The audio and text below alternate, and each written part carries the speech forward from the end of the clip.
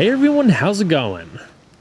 For today's video, let's take an up close and personal, in-depth look at the all-new 2015 Nissan Murano. And this is going to be a detailed, in-depth review of the Murano. We'll start it up, show the engine, get an exhaust clip, and go over the performance data, take it on a thorough road test, and show you many of the unique aspects of both the interior as well as exterior. And so, without further ado, let's go ahead and start her up. Let her run.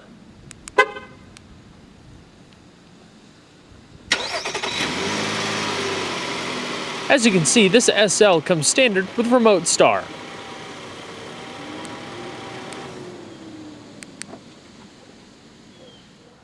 Standard equipment across the entire Murano lineup is an intelligent access smart key system. So, if you just keep the key fob in your pocket, you're able to lock and unlock the vehicle via the chrome buttons on the driver and passenger side door handle. To lock, just tap it once. The vehicle will chime twice, then after waiting a second, go ahead and hit the button again. It'll chime once, and automatically unlock the vehicle. This exterior color is known as Arctic Blue Metallic, and comes nicely paired with the premium mocha brown perforated leather interior with jet black accented across the doors, center console, dash, and floor. You also have subtle touches of color accent stitching found throughout.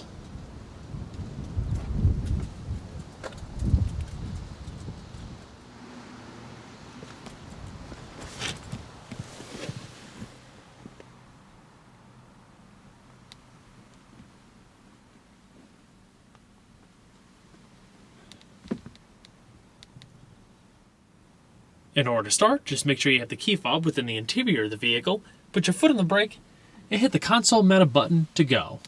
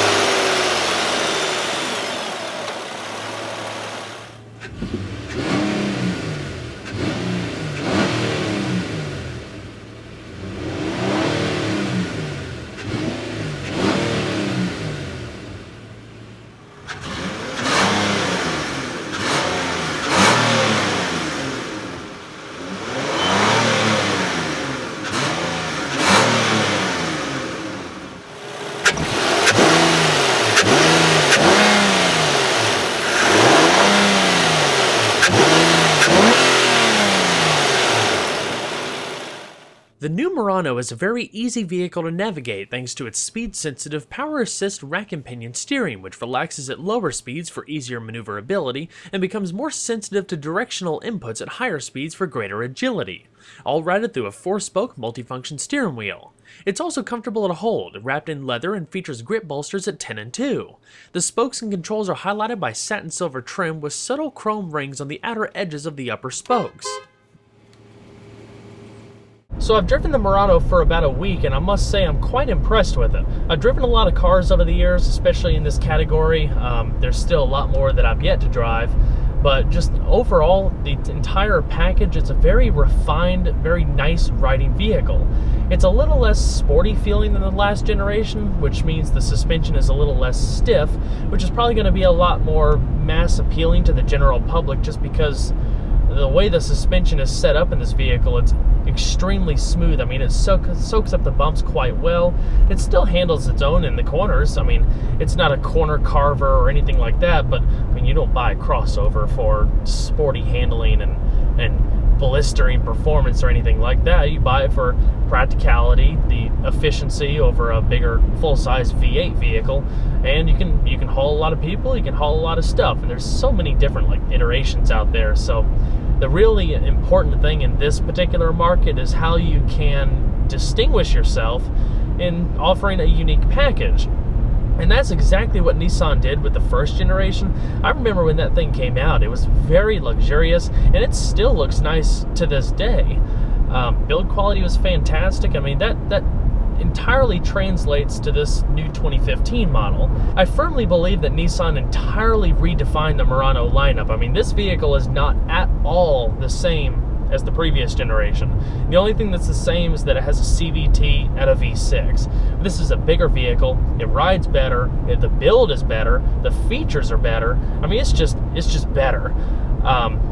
Depending on whether you like sporty or handling vehicles or not, this may not be the exact thing. This is available with all-wheel drive though, so that's definitely good for a little bit of extra traction to the ground, especially in colder climates. But it really begs the question, why in the world? I mean, obviously there's certain reasons for everybody, but I just don't personally see the need to go and spend more for like an Infiniti or something like that when you can get this that has fantastic craftsmanship for the price. I mean, it's super comfortable. These zero gravity seats are just immensely comfortable. I love them. I mean, it's just a great vehicle. There's good power. It's a very quiet vehicle. I think there's a lot of sound deadening. But I mean, overall, I've really enjoyed it so far. I can't find too much to complain about. The biggest fault that I've noticed is the way the hood is designed. There's a crease that kind of angles back this way towards the driver, and if you're driving directly into the sunlight, depending on the angle, it can hit that curve and just kind of come into the interior just a little too much. I would prefer it if the hood was flat right there and just continued and rolled over like a typical hood, but I guess that's just with the design styling. But that's really it. But what the Murano does provide is a very comfortable and relaxed environment for 5 people. Like previous offerings, the new Murano also features a CVT automatic gearbox or continuously variable transmission, but it's a revised unit that delivers more refinement and better overall performance. CVTs don't have conventional gears. They select between an infinite amount of ratios to balance fuel economy and power, so the engine is always operating at optimal RPMs based on the application. There is in fact 7 simulated gears if you wanted to shift it manually. By clicking the selector to the left and pushing forward or pulling back, the CVT will give you the feeling as if you were shifting gears, which is pretty cool if you wanted the best of both worlds. Accelerating harder in automatic mode also will act like it's shifting gears when it gets up into the higher RPMs.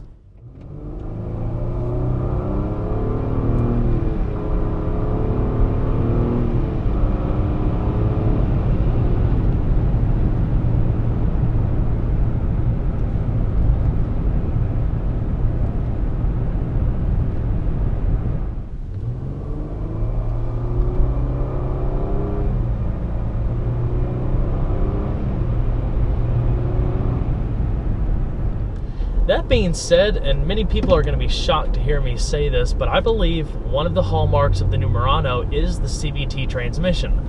I know, this is blasphemy. I mean, I personally have never been a fan of CVTs before.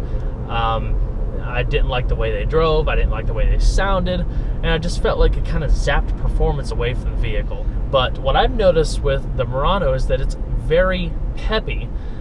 Sometimes, like if you're really getting on the pedal, accelerating on getting on the highway or anything, it'll actually act like it's shifting gears. But I mean, just listen to it. It's a whole lot quieter than your typical CVT.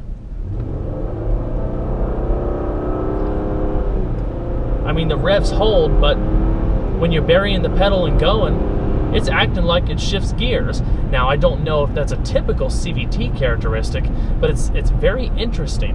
It basically combines both aspects of a traditional like torque converter automatic and the CVT aspect, which gives better fuel economy. And when you have those 7 simulated gears like I talked about earlier, you can shift the vehicle manually with that selector, and it's responsive. You can drop it down a gear or drop it down a gear and it will rev match. I mean, it's very cool, and I don't mind it in this vehicle.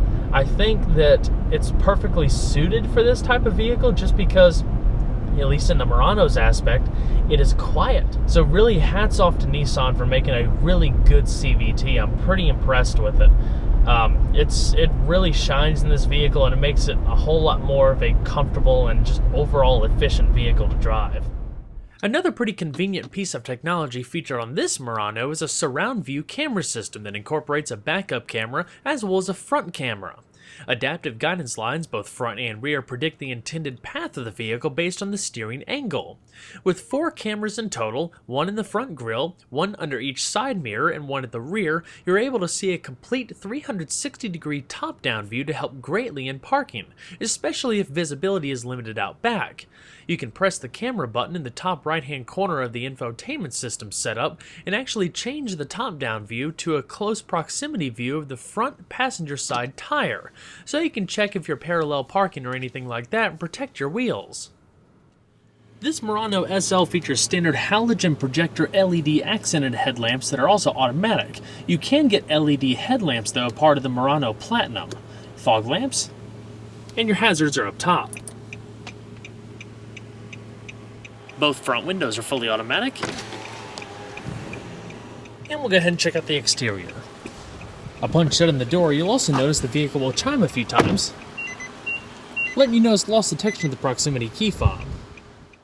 With over 700,000 units sold since its original debut a little over a decade ago, the Nissan Murano has been an undoubted success in the crossover segment. Now built right in our backyard at Nissan's Canton, Mississippi assembly plant, it continues to offer a premium look and feel without that luxury price tag, for people who live an active lifestyle and need something just a bit more accommodating. Nissan has expanded its crossover lineup quite a bit over the years to encompass a wide customer base, from the sportier Juke to the recently redesigned, more compact Rogue and larger Pathfinder. But one thing still remains: the Murano is considered by Nissan to be their flagship crossover, leaning more towards the premium side than your run-of-the-mill family hauler. Unlike some of its competitors, the Murano does not offer a more affordable 4-cylinder alternative. The only power plant, Nissan's venerable 3.5-liter V6, isn't exactly groundbreaking, but it provides good performance for the segment and respectable fuel economy.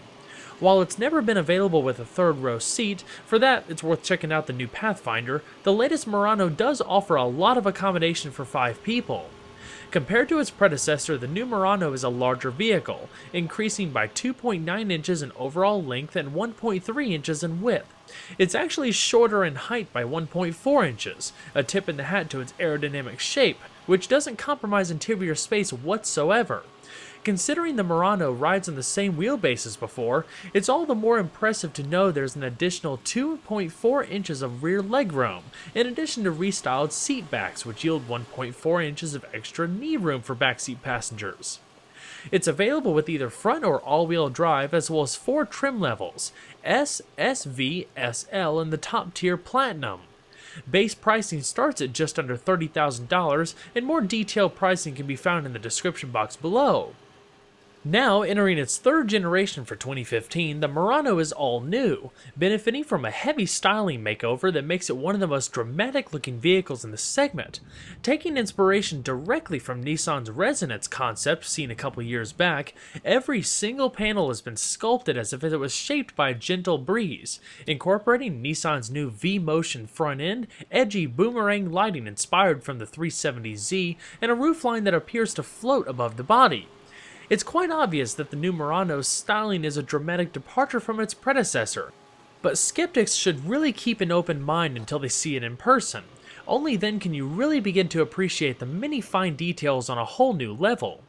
This, as Nissan's slogan perfectly relates, is the crossover equivalent to innovation that excites. With a segment largely dominated by generic shapes, Murano looks fantastic. A welcome change, daring to be different, just as the original did for the 2003 model year. While that difference may be polarizing to some, to others, like myself, who look for that unique sparkle that sets a vehicle apart from the rest, it makes it that much more of an enticing option. As expected, the 3rd generation Murano is a far more efficient offering than the vehicle it replaces, not only in terms of fuel economy but aerodynamics. For starters, an estimated weight reduction between 130 and 145 pounds means there's a little less weight to toss around. It's also one of the most aerodynamic crossovers currently on the market. The dynamic styling does more than just look cool. It was shaped specifically to decrease air resistance. Thanks to the front and rear spoilers, lower active grille shutters, rear tire deflectors, rear suspension design, and fuel tank, the Murano achieves a quite low 0.31 drag coefficient, compared to the previous Murano which registered 0.37. Combine the weight savings with the aero-inspired shape, and it's estimated the new Murano should see a 20% improvement in fuel economy. All of the Murano's wheel options are in some sort of machine finish. The standard consists of 18 by 7.5 inch split 5-spoke alloy wheels wrapped in 235/65 all-season tires. They're able to hold just over 0.8 G in lateral acceleration. When stepping up to the Platinum, you receive a unique set of larger 20 by 7.5 inch alloys wrapped in 235/55 tires. Stopping from 60 miles an hour takes as little as 117 feet thanks to 4-wheel, internally ventilated disc brakes, 12.6 by 1.1 inches in front and 12.1 by 0.6 inches in the rear, with 2-piston and single-piston calipers respectively. Electronic brake force distribution, brake assist, and 4-channel ABS all come standard. For added safety, adaptive cruise, forward emergency braking, and forward collision warning are available, a part of the technology package, in addition to blind spot monitoring. As far as the suspension, the Murano continues with a fully independent setup of McPherson struts in front with coil springs and a solid 26mm stabilizer bar. Out back, the rear multi-link setup carries twin-tube shock absorbers and a hollow 26.5mm stabilizer bar. Towing capacity for both the front and all-wheel drive models is rated at 1,500 pounds. Overall length is 192.8 inches with a width of 75.4 inches and a height of 66.6 inches, riding on a 111.2 inch wheelbase. Total curb weight for the SL seen here is around 3,847 pounds. So let's go ahead and pop the hood. Like its predecessor, the third generation Murano continues to be powered by an all-aluminum transverse-mounted 3.5-liter V6 with 4 valves per cylinder, double overhead cams, variable valve timing, port fuel injection, and a compression ratio of 10.3 to 1. With 260 horsepower at 6,000 RPM and 240 pound-feet of torque at 4,400 RPM, power is unchanged. Therefore, performance data should be somewhat similar to last year's offering, which could achieve 60 miles an hour in about 7 seconds, pass the quarter mile in 15.5 seconds, and hit a limited top speed of 115 miles an hour. As far as fuel economy, the Murano takes regular unleaded fuel and carries a 19-gallon tank. EPA estimated mileage ratings range between 21 miles to a gallon in the city and 28 on the highway. The same goes for both front and all-wheel drive, which is a notable improvement over its predecessor.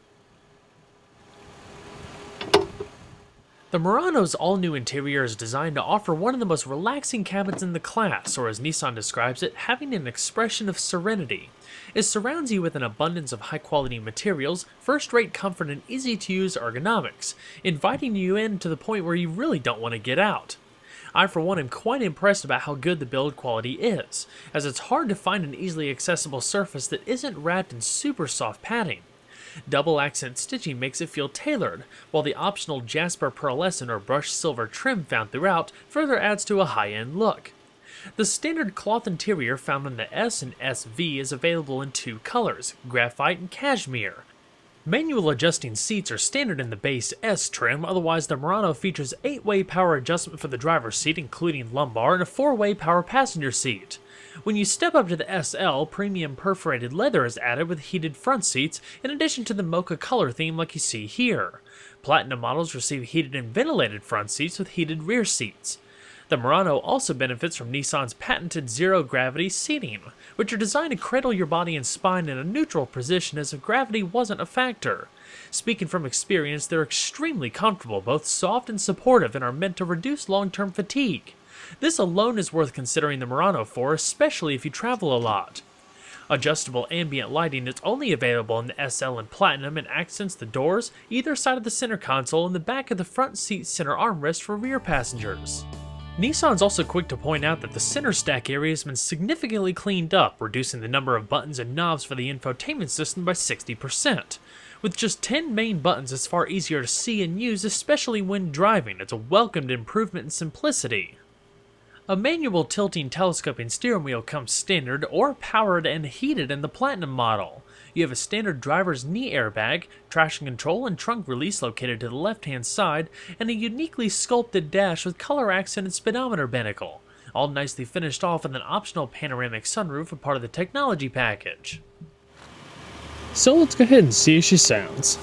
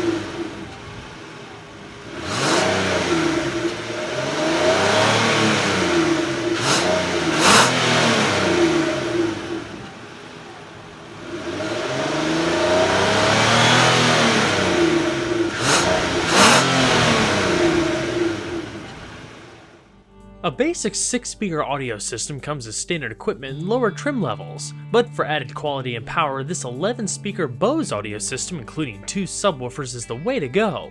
The center of it all is an available 8-inch LCD touchscreen in the middle of the dash, incorporating the Nissan Connect infotainment system with navigation and Bluetooth technology.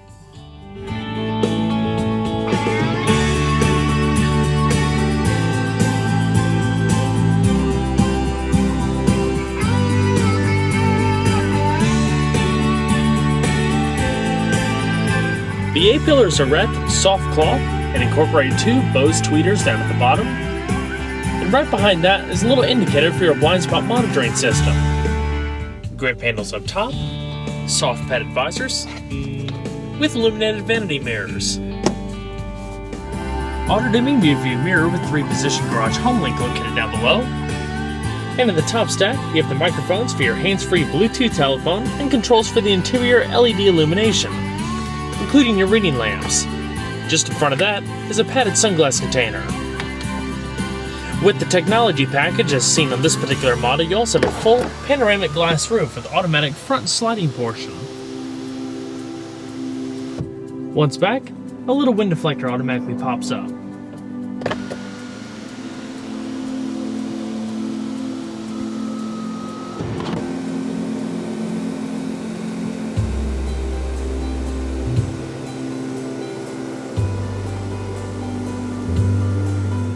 So let's talk about how the Nissan Connect system works. In the time that I've had this Murano, I've actually become quite fond of this system. It reminds me of a unique blend of the Chevrolet MyLink / Cadillac Q and the Chrysler Group Uconnect system, if you're familiar with those. Down in the bottom, like the Uconnect, all the apps or different functions are easily laid out for just simple touch. As far as the rest of the system, it incorporates many features and functionality that you would find in a smartphone or a tablet.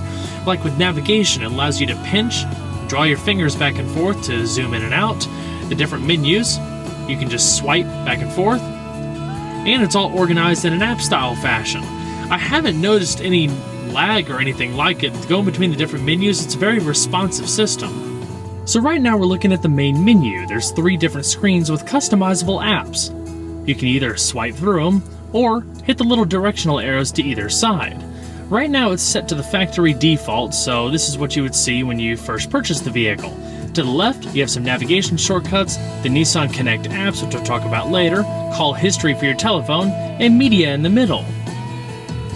Now to mention some extra data and features through SiriusXM, such as real-time traffic updates, sports, local fuel prices, stock information, and weather updates.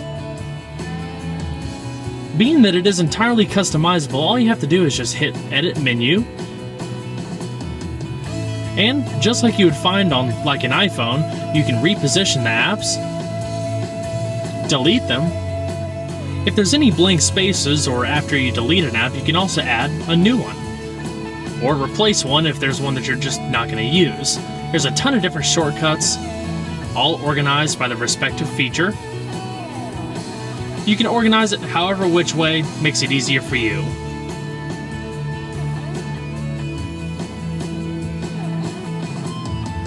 The upper right hand corner is a button for the camera. It'll bring up your front camera system if you're sitting still, in addition to the surround view. Press it one more time and there's a little proximity camera up there that'll highlight the passenger front wheel, so if you're parking up against a curb you can see that a little bit easier. Rewind, fast forward, changing the track, seek, back button, tune, scroll, and pushing in to bring up your sound adjustments. You can also do it from the settings menu right here, in addition to all the customizable options that you can do for the system. Just hit sound, and then make your selection. In the bottom left, we have audio. I currently have my iPhone plugged up. Up at the top, you have album artwork, all of the song, artist information, and other controls like play, pause, rewind, fast forward, repeat, or shuffle the selection. Typical iPod functions. If you click on iPod menu, now playing just brings you back to the main screen, but you can choose whether you want the album artwork to play in all the different categories just like you would find on your iPhone, so everything stays nice and organized. You can change the source up top, AM, FM, Sirius XM satellite radio, CD player, located right up top here next to the SD map input for your navigation, hands-free Bluetooth streaming, auxiliary, just basic MP3 integration, and USB iPod input. The iPod and auxiliary integration is located in this little storage cubby right here. It's also lined in velour, and when you don't have something in there you can just close it or just use it for small storage. With Sirius XM, just like the radio, you have all of your different preset stations down below there. You could tag songs, customize favorite artists, songs, so if it actually comes on the air, regardless of the station, the system will prompt you, and you can go ahead and listen to it if you want to. You can direct tune, go between different categories and genres, channel lists, and more. The radio screen is pretty much the identical thing. You have preset stations down below, but you also have the option of HD radio. Your hands-free Bluetooth telephone, it'll automatically ask you to pair one if you don't have a phone connected, otherwise it'll bring up your phone book, call history, and things of that nature. You can manually dial a number, put in shortcut numbers up top, and bring up your phone book. Aaron Hutchings. So if you're going down the road, you can go between the different options and it'll read the name back to you. Connect to phones, select the Bluetooth device, change the volume settings. It also has the ability to send text messages through the system. System information incorporates a lot of those things like I talked about earlier, provided through a subscription-based Sirius XM service, fuel prices, weather, traffic, more. You have a little vehicle screen right there that will bring up an Eco Drive report, so you can kind of see how economical you're driving. And the Nissan Connect apps. You can download the Nissan Connect app from your respective phone's app store, and it'll incorporate many different things from social media to convenience features. We'll just use the guest as a demo, but to use all of the features you actually have to create an account. It's a subscription-based system. You have iHeartRadio, Pandora for internet streaming of audio, and you can even have Twitter and Facebook a part of the full package. When everything's all synced up, you also have Google search through the infotainment system. Continuing on, bring up your map, like I said, with real-time traffic updates, map menu. You can pinch back and forth to zoom in, destination assist, points of interest, address book, home, look up by phone number, and more detailed settings. I'll talk about a little bit more when we get to the steering wheel multifunction controls, but it's just some extra customizable options for all the various respective main features.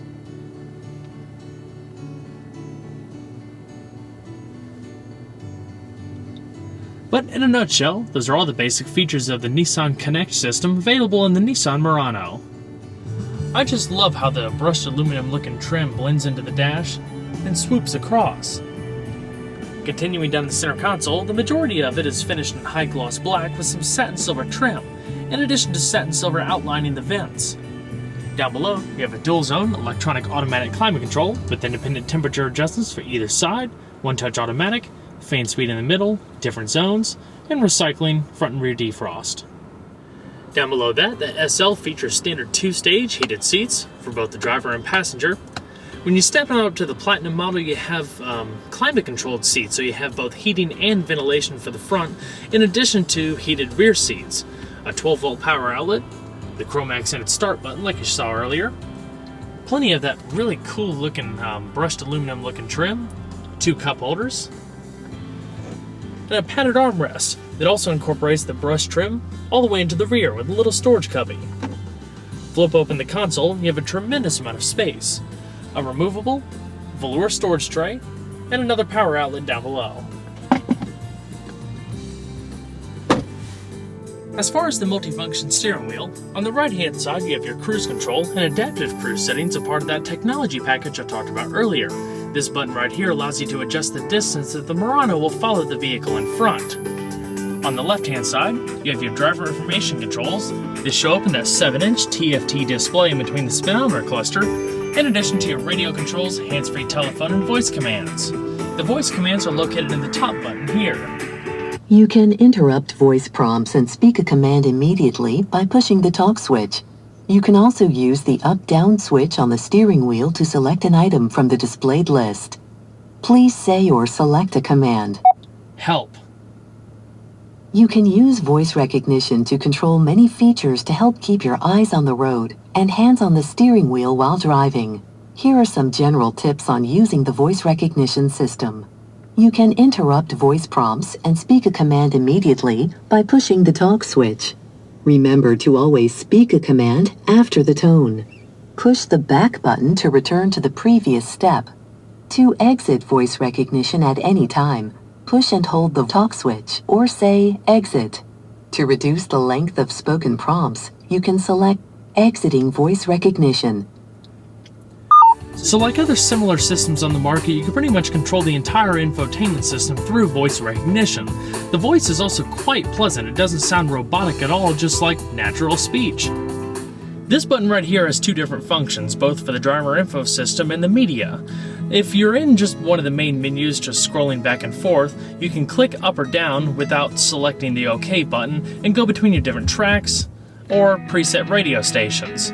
But if you hit OK and bring up the little detailed menus, then you can use the up or down arrow to make a selection within. So as far as the various menus, this is the home screen. Up at the top, it shows you whether you have your blind spot monitoring system activated, a digital clock, outside temperature, digital speed readout, compass, audio data, fuel range down below, what gear you're in, and the odometer. Click it to the right, you have media, navigation, drive computer, fuel economy, driving aids, your blind spot monitoring system,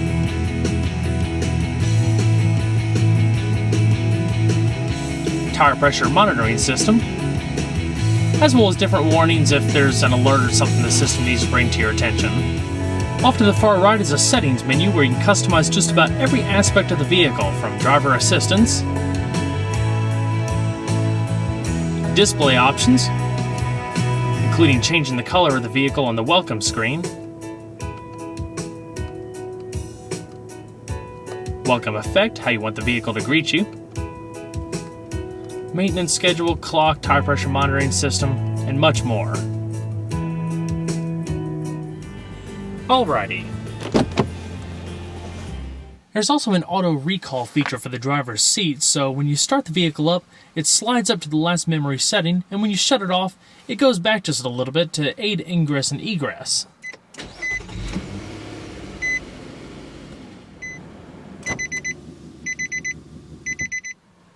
Now let's go ahead and check out the back seat. The Murano has a pretty spacious back seat overall, but it's what you would expect out of this cutthroat crossover segment we're in today. Build quality is also superb with the same type of premium materials that you find in the front. The upper portions of the door panels are wrapped in the soft touch material with the mocha brown accents and that brushed aluminum looking trim. Just like the front, the rear seats are also finished in the premium leather with perforations across the middle. They're fully adjustable. You can recline them down for extra storage, and I'll show that during the trunk portion. Or you can just pull the strap when you're sitting in the seat and recline the seat either a little bit forward or a few inches back, aiding in more long-term comfort.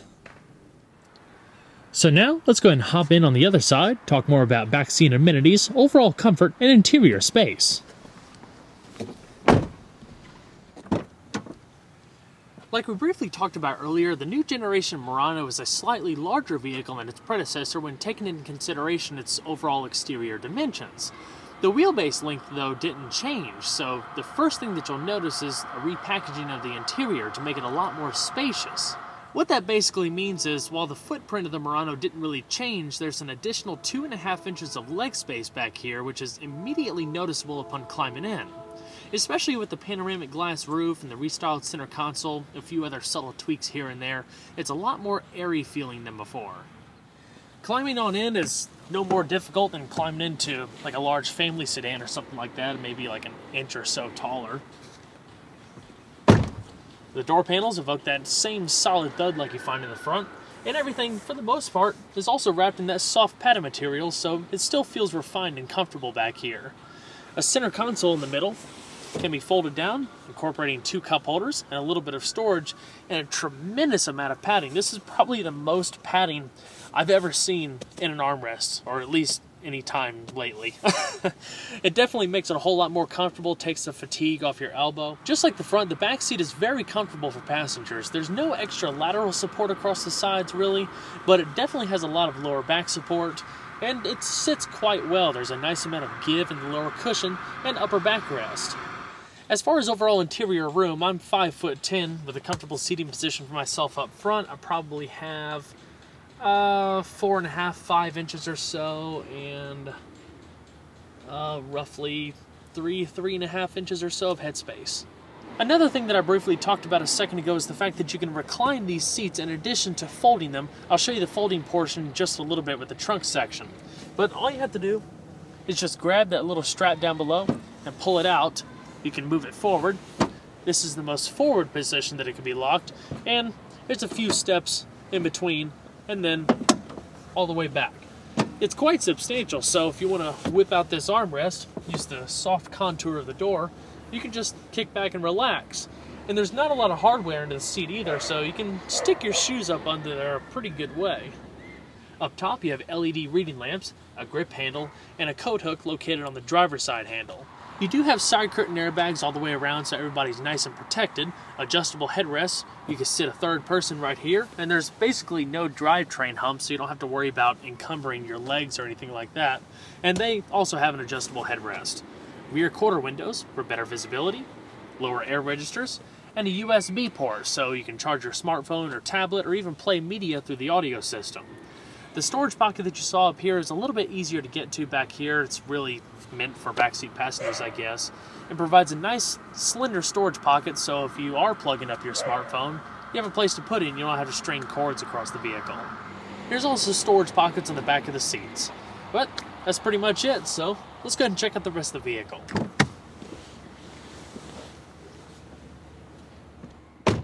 When you step up to the SL and subsequent Platinum trims, you receive a power rear liftgate as standard equipment. In addition to the dash and trunk mounted buttons, it can be opened and closed by the remote fob. There's even a safety feature that'll automatically stop the liftgate and reverse the action if the door encounters an object, both opening and closing.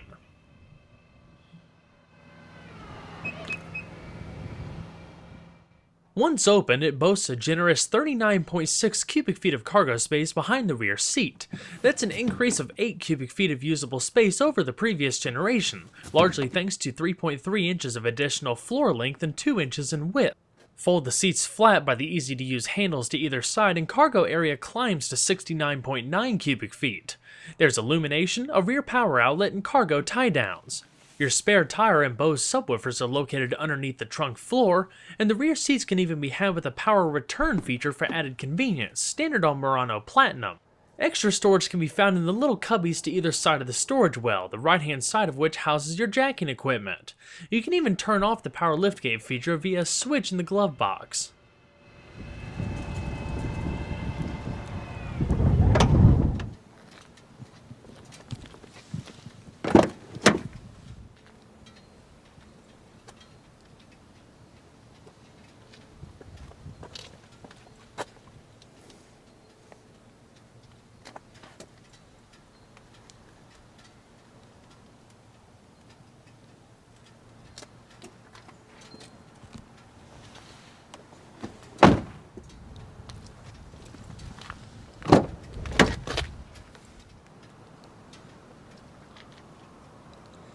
The passenger seat does have power sliding and recline, but it lacks the height adjustment and the power lumbar like you find in the driver's seat.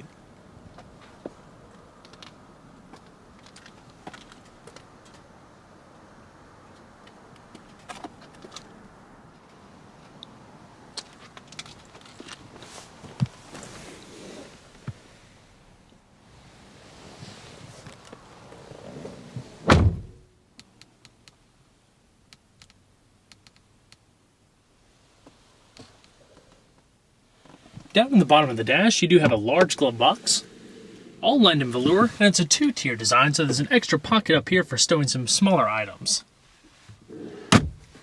You also have additional storage on the side of the center console. Nissan has done a fantastic job at the redesign of the all-new Murano. With better build quality, more refined driving characteristics, and plenty of passenger comfort, I highly suggest it be put at the top of your list of crossovers to consider. After all, if you're wanting to make a statement without spending luxury prices, the Nissan packs great value for what you get. Well everyone, I hope you enjoyed the in-depth look at the all-new 2015 Nissan Murano. Be sure to stay tuned next time, there's a lot more where that came from. Take care everybody.